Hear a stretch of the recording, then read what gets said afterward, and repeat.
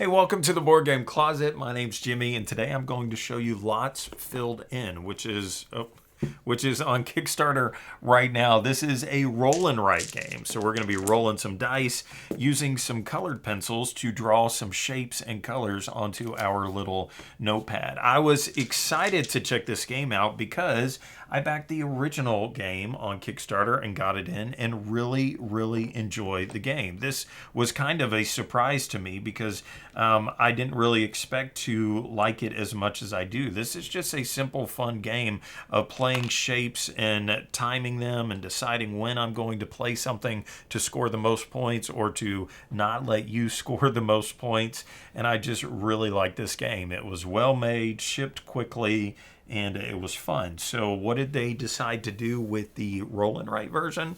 Each person is going to get their own pad that's going to have the same building shape on it, but there's a little differences to them. There are some colored spots on these pads that are different depending on the player. But it's really simple. You just have 2 dice per player and 1 extra. So there will always be 1 leftover die. But you will roll the dice and then you will draft a die. Your opponent will draft a die.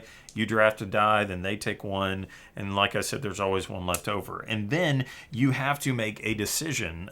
You have to say, I'm going to take the color from one of these dice and the shape from the other. So here I would have the choice of either red or green, and then I have the choice of either a square or whatever you call that, the S shape.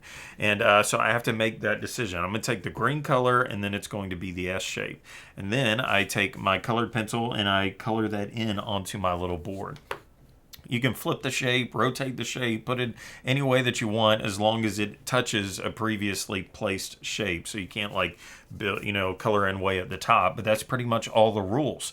And as you fill up, you're going to be scoring points. So you score points when you fill up a row. You count how many different colors were in that row. You score that many points. You'll also score points if you were the first person to fill up that row. So it's a rush to finish, I guess. And then, like I said, there are different little circles on the board that tell you if you put a yellow shape covering the yellow number, then you'll score that many points. So my highest one right here is a 5 and it's red. So I definitely want to make sure that I color that in with red. And then at the very end of the game, you'll score points for whoever has the largest chunk of a color. So if you have the largest red, then you'll score 3 points for that. If you have the largest blue, you'll score points for that. And that's pretty much the game, other than you have special abilities. So you will shuffle these up, and then everybody gets one of these, and at some point in the game, you could reveal it and say, on my turn, I get to place a free purple square. Or maybe on your turn, you might get to re-roll all dice remaining in the draft. So at some point during the game, you get to use that special ability, but it's one-time use. And then once you get to a spot in the game where you cannot do anything, meaning you have a shape that you cannot place, the game is going to be over. Oh, and then there are little crane blocks on here that you could do a little purple square for free. But you'll lose points at the end of the game for each one of those that you use, and there are 5 of those available to you. So the level points, the color points, the tool points, crane points, that's your score, and then whoever has the highest wins. I think if it's a tie, if I remember right, it's whoever had the most different colors on the bottom row wins. This is a very easy to teach, plays quickly. The box says 20 to 30 minutes. That's only going to take you that long if you're playing at the highest player count, and maybe it's your first time playing the game. Once you learn how to play this game, it's going to fly.